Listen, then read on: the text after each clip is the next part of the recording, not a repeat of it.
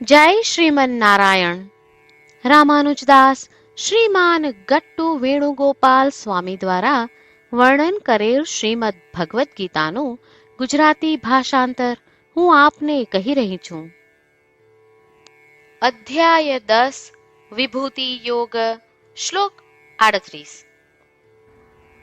દંડો દમયતામસ્મિ નીતિઃ અસ્મિ જિગીષતામ મૌனம் ચૈવાસ્મિ ગુહ્યાનામ જ્ઞાનમ જ્ઞાનવતામ અહમ.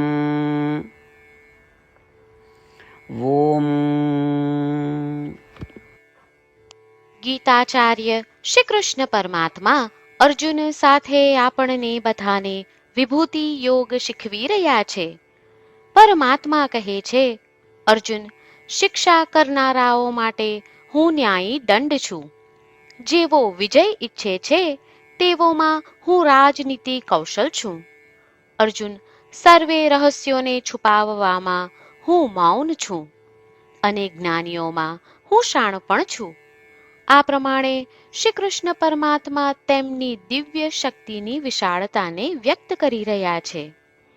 શ્રી કૃષ્ણ પરમાત્માના ઉપદેશોને ધ્યાનમાં રાખીને જ્યારે પણ આપણે દંડ શબ્દ સાંભળીએ, જ્યારે પણ આપણે રાજનીતિ શબ્દ સાંભળીએ, જ્યારે પણ આપણે ગુપ્ત મૌન શબ્દો સાંભળીએ, જ્યારે પણ આપણે શાણપણ શબ્દ સાંભળીએ, ત્યારે આપણે શ્રી કૃષ્ણ પરમાત્માના તેમનામાં રહેલા ઉચ્ચ તત્વને માણીએ.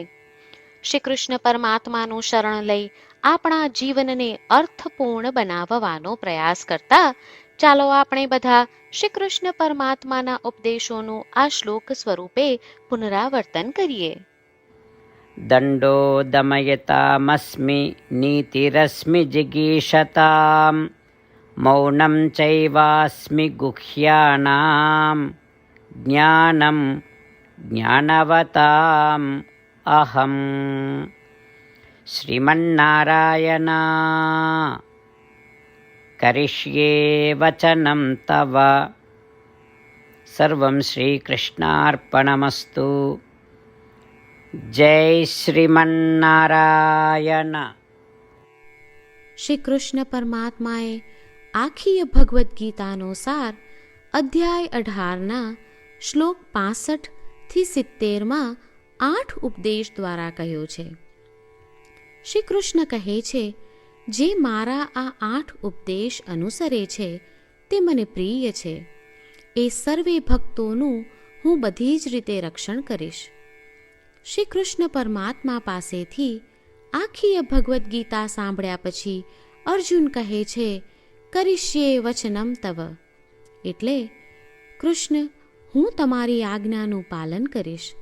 તમે કહો છો એમ કરીશ. અને આથી જ શ્રી કૃષ્ણએ દરેક પ્રકારના યશ અને વિજય અર્જુનને આપ્યા છે. તો ચાલો આપણે પણ પરમાત્માને 8 વાતો પાળવાનું વચન આપીએ. પરમાત્માને આપેલા વચનથી મોટી કોઈ પૂજા, તપ કે યજ્ઞ નથી. 8 પ્રતિજ્ઞાઓ જે આપણે લેવી જોઈએ તે હું હવે કહું છું. આપ સૌ પણ એનો મન અને હૃદયથી વિચાર કરો. આ રીતે શ્રી કૃષ્ણને વચન આપતી વખતે આપણે સૌ શ્રી કૃષ્ણની હસતી મુખમુદ્રાનો મનમાં વિચાર કરીએ અને પરમ આનંદનો અનુભવ કરીએ. જય શ્રીમન્નારાયણ. આપણા 8 વચનો આ પ્રમાણે છે. આપણું પહેલું વચન, હે શ્રીમન્નારાયણ, તમારા ઉપદેશ પ્રમાણે હું હંમેશા તમારું ધ્યાન અને ચિંતન કરીશ. આપણું બીજું વચન, હે શ્રીમન્નારાયણ, તમે કહ્યું છે તેમ હું સદાય તમારી ભક્ત રહીશ. આપણું ત્રીજું વચન, હે શ્રીમન્નારાયણ, હું મારા કર્મો તમને સંતોષ થાય તેમ અને તમારી સેવા માટે કરીશ.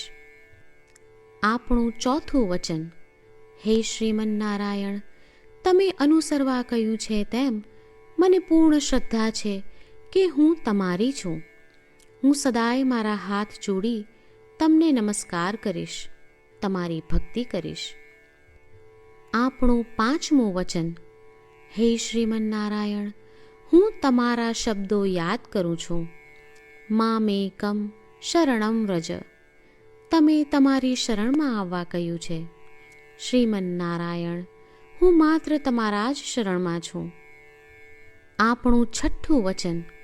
હે શ્રીમન્નારાયણ, આપે કહ્યું છે મા શુચ, તમે અમને આશ્વાસન આપી શોક ન કરવા માટે કહ્યું છે, તો હું દુઃખી નહીં થાઉં, શોક નહીં કરું.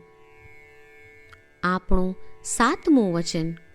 હે શ્રીમન્નારાયણ, અમારા કલ્યાણ અર્થે આપે શ્રીમદ્ ભગવદ્ ગીતા રૂપી આશીર્વાદ આપી અમારા સૌ પર કૃપા કરી છે, તો હું દરરોજ ઓછામાં ઓછો એક શ્લોક વાંચીશ અથવા સાંભળીશ એવો સંકલ્પ લઉં છું.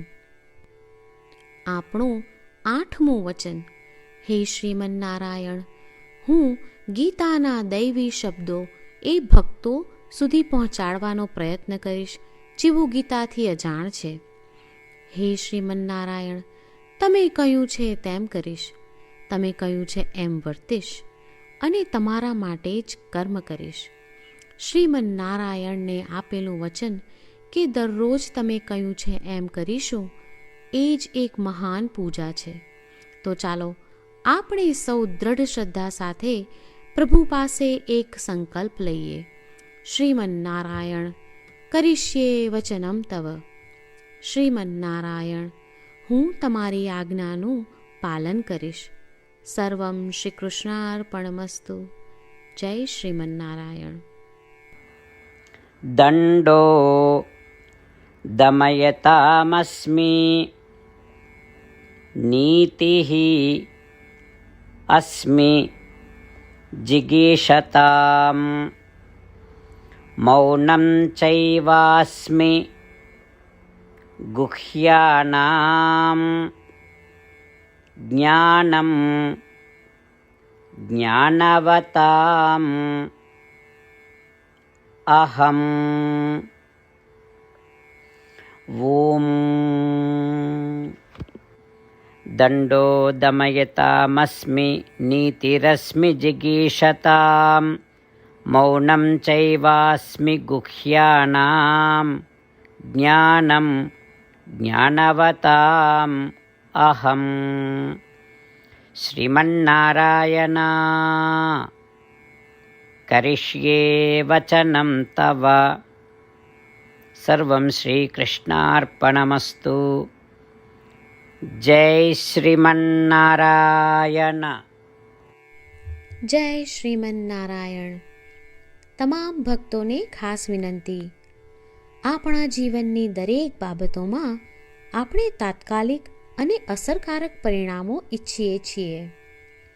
આ પ્રાપ્ત કરવા માટે ચાલો દરરોજ 1 મિનિટ ફાળવીએ અને નારાયણાસ્ત્રમ વાંચીએ. નારાયણાસ્ત્રમ મેળવવા માટે તેની વેબસાઇટ જે www.narayanaastram.org છે તેના પર જાઓ અને રજિસ્ટ્રેશનમાં તમારું નામ અને ઈમેલ આપો. તમે આપેલા ઈમેલ પર તમને નારાયણાસ્ત્રમ PDF પ્રાપ્ત થશે. PDFમાં રામાયણનો 1 શ્લોક, ગીતાનો 1 શ્લોક અને એક વિષ્ણુ નામ છે. આ 3ને નારાયણાસ્ત્રમ કહેવામાં આવે છે. દરેક વ્યક્તિને આ શ્લોકોનું અલગ અલગ સંયોજન પ્રાપ્ત થાય છે.